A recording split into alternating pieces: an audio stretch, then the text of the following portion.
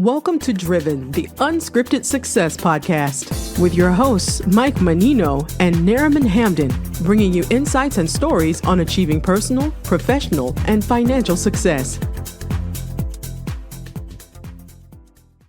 Hi, everybody. It's Michael Mannino, and welcome to Driven Unscripted Success podcast. Today on the podcast, we're interviewing professionals who's going to share their experience with you, the audience, and how they got to where they're at today.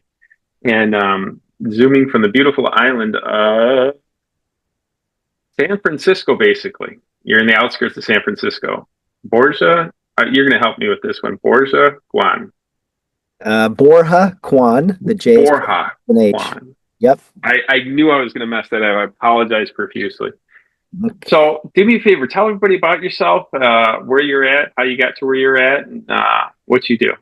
Yeah, so I co-founded a digital marketing agency called 415 Digital 8 years ago. But I've been in the digital marketing space since 1998. I started my career working for an internet startup in Boston, Massachusetts, and joined them very early and ended up being there for 8 years through an IPO and acquisition and a lot of sort of transformation. And I continued after that in the space. Ultimately decided to start my own business or co-found an agency. Mostly because I'd been on the buying side of things and thought there was a better way to do it. Always was very impressed with the sales process, but underwhelmed by the sale or the post-sales process, i.e. Services. Despite it being a very saturated market, highly competitive, I decided to enter into that market and sort of co-found an agency. And essentially what we do is help businesses scale through digital advertising. So we're buying media across different ad platforms, specifically Google, Meta, Bing, TikTok, LinkedIn. Businesses hire us because they need to scale, and they recognize that a lot of their customers are on these platforms, spending time on these platforms. So they want to get their message in front of them, and hopefully that drives a specific conversion event, depending on the customer. That could be a sale, it could be a form, lead form being generated. That's what we do. That's awesome. Marketing's always interested in me. What is it? So what I've learned a little bit about it, and you have to, when you post, is the time you post on different platforms important? What is the best times for what platforms? Yeah, I don't know the best times for the best platforms. We're not really doing it that way. When you're buying on Meta, you're not really saying I'm serving an ad from 9 to 10 Mountain Time. You're just running ads throughout the day. So like when you post on LinkedIn and you're trying to get someone to read a post, that's a little bit differently. There are preferred times to post, right? But I think when you're buying advertising, you're not really that specific with, hey, we want to run a campaign from 9 to 11. Right now, you could do that, but it's not really how it works. When we run ads, we're running it 24 hours a day. It's not going 24 hours, right? It's sort of being sequenced in. And yes, there are busier times where advertisers drive sales, but I wouldn't say that they're starting and stopping campaigns. It's kind of running. Now, there are instances where businesses don't provide sales support on a weekend, and they may say, hey, we don't want to run on weekends because there's nobody there answering phones, or if someone submits a lead, nobody is responding to that lead until Monday, so they may decide to pull back on advertising during the weekends. But in general, you're kind of running advertising Monday through Friday or Monday through Sunday. It's also not just a sales generation tactic, but also creating some potential branding for your business. So it doesn't hurt. There you go. Cool. Hey, listen, there's a lot of competition in your space. What, in marketing, what sets you apart? What comes easy to you guys that comes challenging to everybody else? Nothing. Nothing comes easy, right? No, Nothing comes easy. That is the honest answer. If anybody says something comes easy, let me know, because I want to know what that is. Yeah, I mean, uh, winning business isn't easy. Keeping business isn't easy. Sourcing employees isn't easy. Retaining employees isn't easy. There's nothing in my business that comes easy. Uh, every, No. everything is hard, but it's supposed to be that way because if it were easy, everybody would say they have a thriving business. Now, you may have a business, but it's not a real business, and you may have something that comes easy. But like my mindset is if you have a real business with real employees and real offices and real payroll, yeah, I mean, and I'm not trying to be like negative because I'm an optimist and I think that's important when you have a business. But like the word easy is not something that comes to mind In business. in business. Like I don't think they're correlated because if they were, then like that's just the honest answer. Now I'm curious what other people have said in your show that's easy, um, but it's not really hard for me. So maybe that's an answer. Like dealing with the BS client who you've achieved record results for, and they say they like you, fires you. That happens. That doesn't make sense to me. An employee who you've given everything they've asked for and then some leaves you, despite them saying they're very happy and fulfilled. Um, Clients, fortunately for us, it's very seldom that this has happened in 8 years, which is huge. Uh, don't pay us just because their business isn't growing as much as they would like, but that has nothing to do with us. Mhm. So I think like for me, what I would say is in business, there's going to be a lot of ups and downs, but your ability to endure pain and suffering is important, and having the right mindset around stress and bad news is critical to the ability to make progress and just not let that be something that distracts you or becomes an excuse as to why you can't get something done, right? You just have to think about it for a minute and then you have to move forward and you have to find a way to make up for that lost client or hire someone in place of that employee. You just have to kind of be like, hey, this is normal. It happens to everybody. It's not unique to me. You just got to move forward.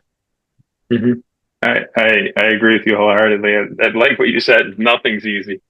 Um, what people usually say is what's easy for them. I'm good at leadership. I'm good at task management. I'm good at getting this out. I talked to an attorney that's in a construction company now, and he goes, I'm good at the paperwork, and my partner's great at the building. So I'm like, oh, okay.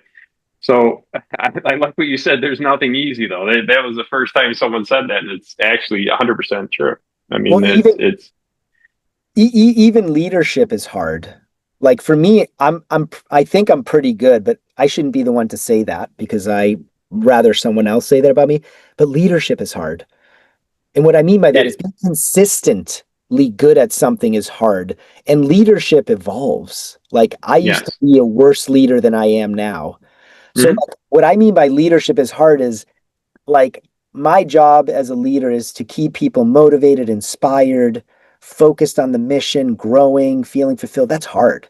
Because what I mean by it's hard is like you got to do that every day. You can't do it for 2 months and then disappear for 6 months.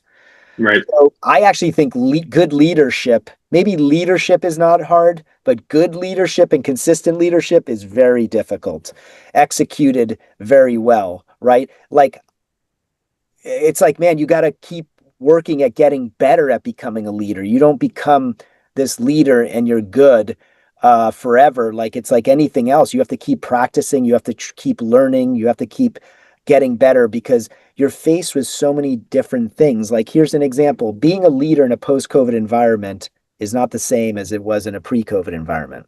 Correct. You you Correct. 100% correct. you had to evolve on how you think about your business and how you source talent, how do you retain talent, how you operate as a distributed business, right? Like also like the generation today is so different than my generation.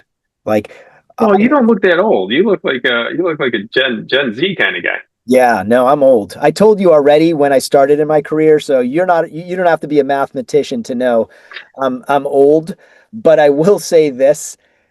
here's an example of how it's different. When I was interviewing back in 1998, now we know how old I am. Now we know. Yeah.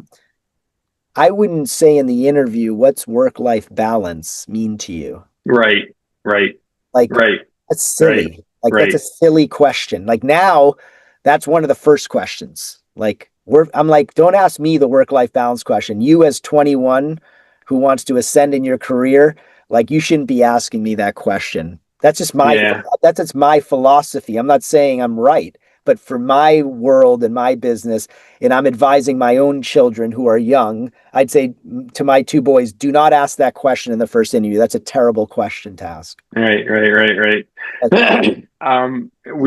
We're cut from the same mold, and we know one thing: hard work begets uh, begets what I want to say. I would say success. Hard work begets success, and that's the best way to describe it. And right now, I notice a lot of young people. I shouldn't say that. My kids are killing it, but I see a lot of kids out there that are asking that question, and it's tough for people like us to listen to that. But you have to answer it. So that's why evolving too is important. I Right? can't ignore it because if that's what my talent pool is asking, Yeah. I can't disregard it. But I have my way of answering it that may be Well, different. give me if this would be great for the interview. Well, how would you answer a question like that? My answer to that question is my answer is going to be different than yours. Like work-life balance for Michael should be defined by Michael, not me, because I am Right? imbalanced. I'm imbalanced. My view on it, if I were you, is there are times when it's very balanced and there are times when it's super imbalanced. You're going to be very stressed sometimes, but then you'll be in cruise control for another week. And so life will be that forever. You have no control over it. It only gets worse as you gain more responsibility through business, financially, kids, wife, whatever it is. You just have to learn how to manage it and be prepared for it when it comes, because it's inevitably going to come. So, what I say is just understand overall it needs to work for you, right? But recognize that because there's imbalance doesn't mean it's bad, right? Like learn how to embrace stress, accept it. It's not a bad thing. It's only a bad thing if you believe it's a bad thing. So we always have the ability to choose how we react and respond to things. That's Hmm. completely in our control in life. The difference between some people is some people don't know that, right? And other Hmm. people do. And so, how do I look younger than my age? You can answer that question. What have I figured out? Right? It's like preserving youth is correlated with managing stress and understanding how what is important and what is not important. And you can do that actually by just looking at the news if you care to, right? Like just see what's happening today and Hmm. say, there's other people that are dealing with this, and I'm dealing with complaining about no free lunch today. Like, I don't know what it is, but like, really, right? We have to be very, very choosy with what we allow to really affect us. And for me, it's cancer or something severe. If it's not, it's a small list of things that are worthy of me stressing over. Otherwise, it's kind of like no big deal. We can get through it. I don't get paid. Client leaves me. It sucks. There's a little bit of pain. It stings, but we move forward, right? There's nothing that's catastrophic. Yeah, I like when you said cancer is something to worry about. Everything else is just things to do. If someone listening wants to get better at what you do, the marketing part, what suggestions would you give them? What tips and tricks Yeah. could you hand out to them? Yeah. If someone wants to get better, is hire us, and focus on what you're really good at, which is not marketing, Exactly, right? exactly, And exactly. partner with someone who's really good at it. When you start a business, a plumbing company, an HVAC company, whatever it is, you're good at that. You're probably really good at that trade. Don't try to be an internet marketer. You're not going to become good at it. There's a That's true. reason why I have a company that does this, lives and breathes it. So what I would say is I'm framed differently, which is a company that doesn't have the money to afford you, what can they do? right? Hmm. If you have the capital, just partner with someone. Now, there are different levels to the game and different needs. If you're just starting out, you're not going to need a lot maybe, and you just need someone. There's, Upwork, and there's all these things, or you can try different freelancers that don't have Hmm. businesses but do it and are skilled. Maybe partner with them in a consultancy fashion. But if you want to do something on your own, I'll give you a couple of things, which is like if you're a business, first of all, you have to have a website, right? So spend some time building out a website that talks about who you are, what you do, why you do what you do, what problems you solve for people, product or service wise, pricing, how do they get in touch with you? So, like, build a website that has a lot of information, interesting information that's useful to whoever's going to get there. Because eventually, if you're spending money, you're going to drive them to a page or a website, and you want that page to be designed in a way that gets people to take action, i.e., fills out a form or buys a product, right? Hmm.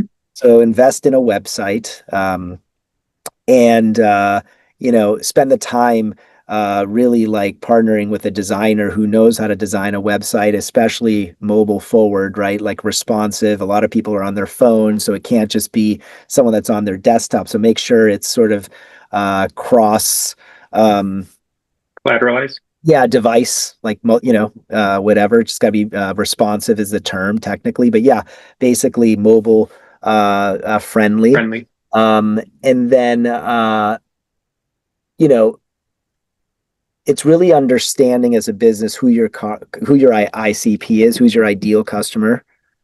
Hmm. It's an ideal customer profile, so you really have to be clear on who that is. Like, Hmm. who's looking for your product or service, right? Hmm. Is it a business? Is it a consumer? If so, what are the attributes, right? What are the qualities, characteristics, attributes of these people? You really want to understand that. Who are you serving, right? Because then a lot of the messaging will be tailored based on that, right? And so then when you're thinking about advertising, you have to come up with ads, right? And within those ads, they have to be designed a certain way. They have to have the right words, right? Hmm. They have to have the SEO. yeah, for SEO, they have to have the right call to action. Like Right.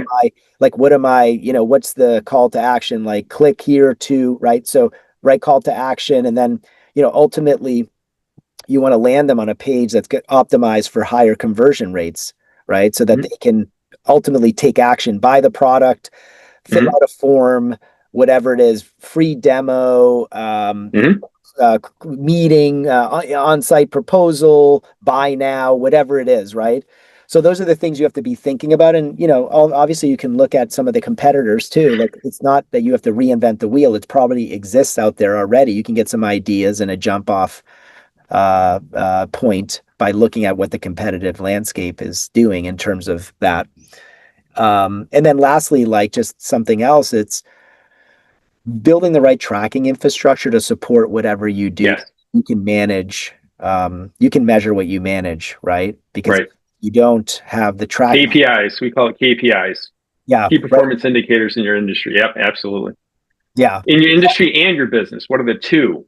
I mean, what are they? How are they different? And what's working for you? And what's yeah, that's huge. That's a great one. Yep. So, what is one of the biggest challenges you had to overcome in your career? I mean, I think the challenge for me is, uh,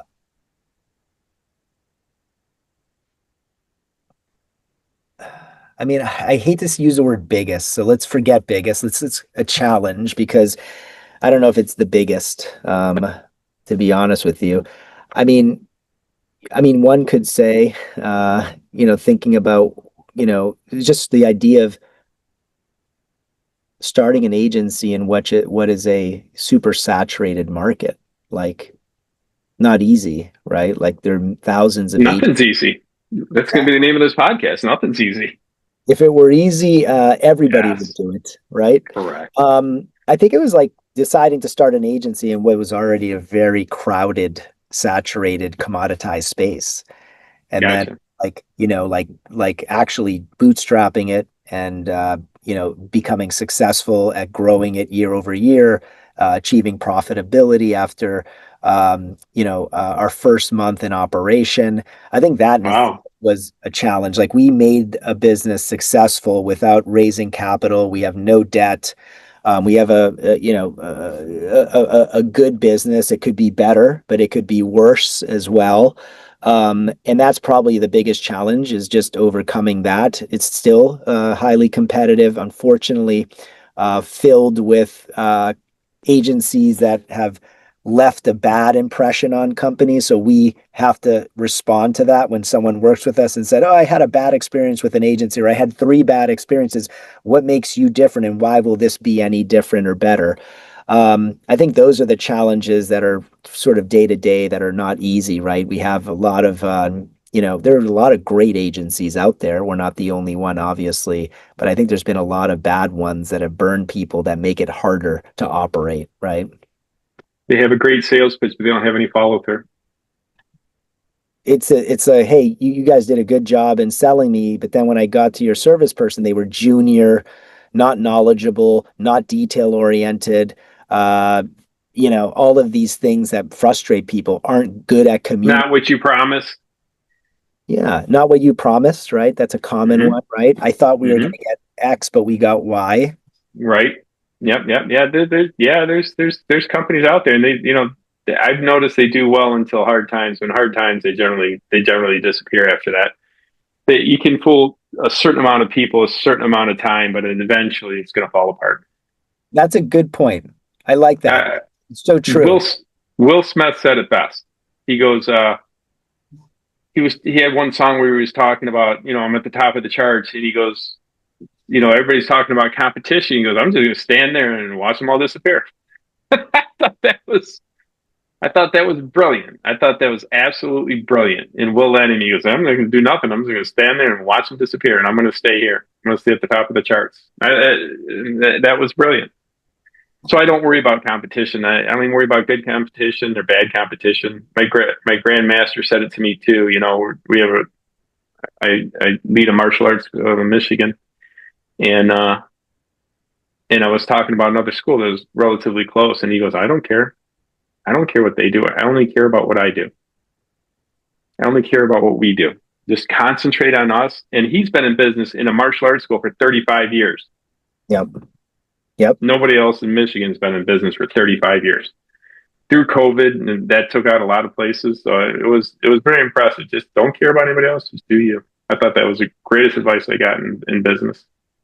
It's also, it makes sense, right? Focus on your business, focus on being the best at what you can do and being Yep. valuable to Yep. your customer, and Yep. everything else works itself out. And it's, by the way, the Right. same thing I tell my kids when they say, "Hey, but my friend, he can play PS5 on the weekends, or he can ride his e-bike to school." I go, "Don't worry about them. I don't Yeah, exactly. like how other families parent is not my concern, and it's not that they do it wrong. It's just I only Mm-hmm. worry about my house and my kids. Like what your friend does, I have no opinion on because I'm not his or her parent. I think is kind of the same idea. It's like just focus on your right.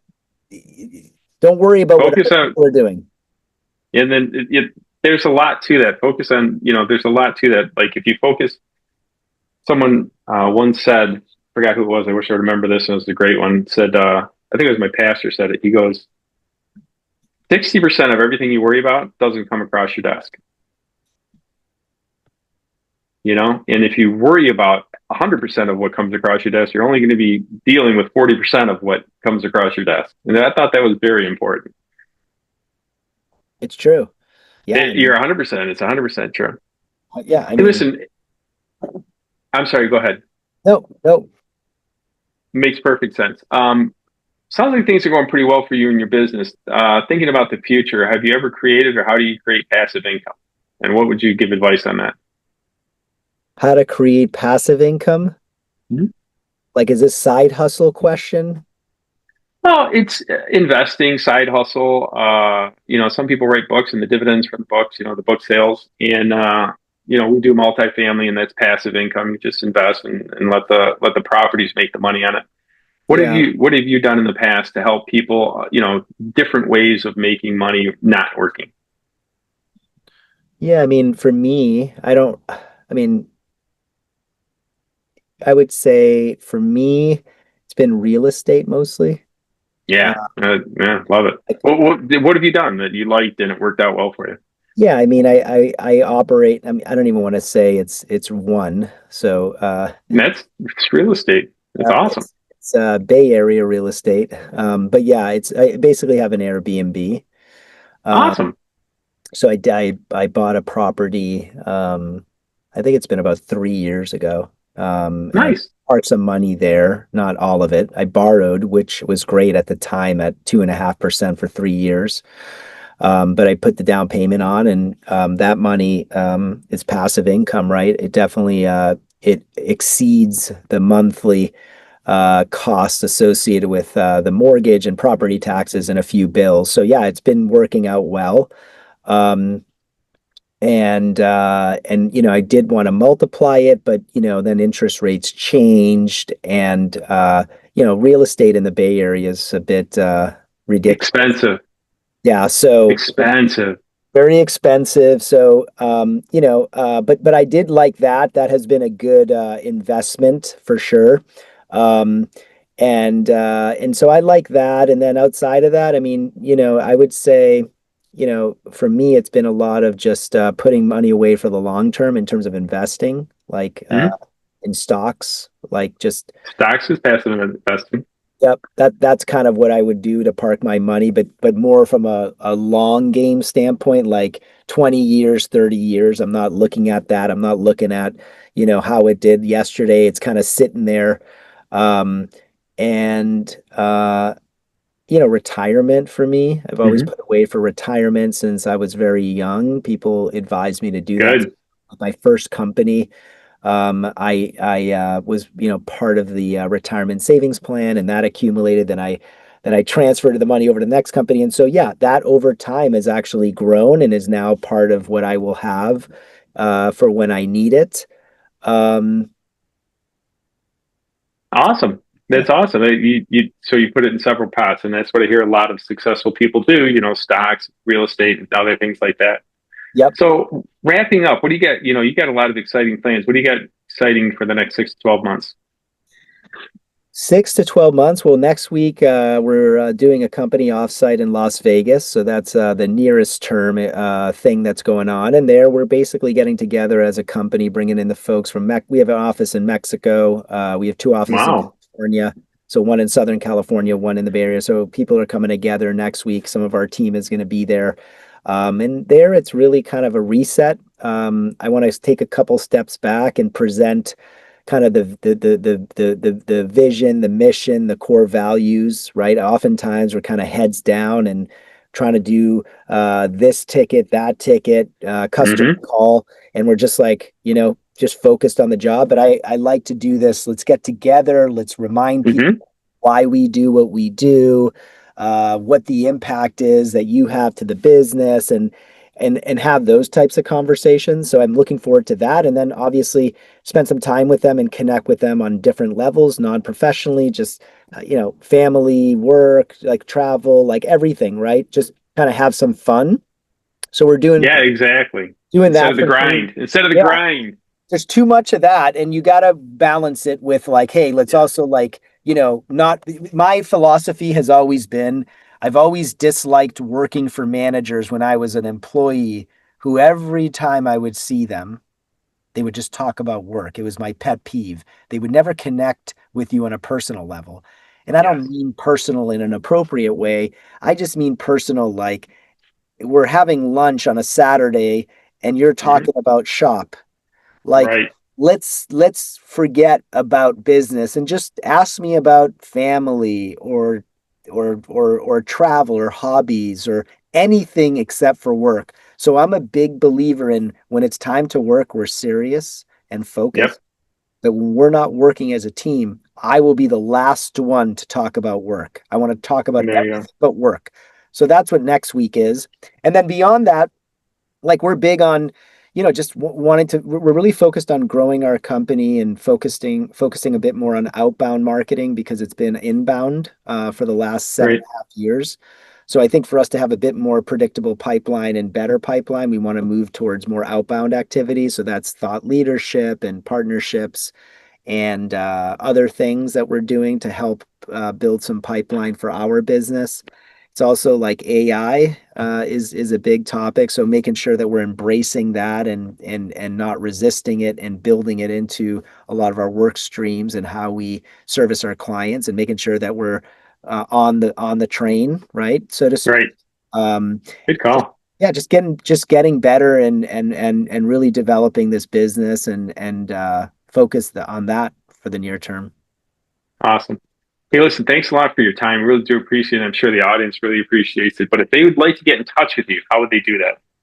Yeah, they can visit our website, 415digital.com. That's FOUR15digital.com. There you can learn more about our company, capabilities, services, case studies, and then we have a form you fill out if you're actually interested in us looking at your programs, looking under the hood at the digital marketing programs that you have. We're happy to do that free of charge and kind of do a mini audit and give you some feedback. So take me up on it if you're interested. Awesome. Well, thanks a lot. Appreciate your time. And for everybody else, please like, subscribe, and hit that notification button. We'll talk to you later, and thanks again for the interview. Appreciate it. Thanks for listening to Driven, the Unscripted Success Podcast. Want to share your story? Apply to be a guest at drivensuccesspodcast.com/guest.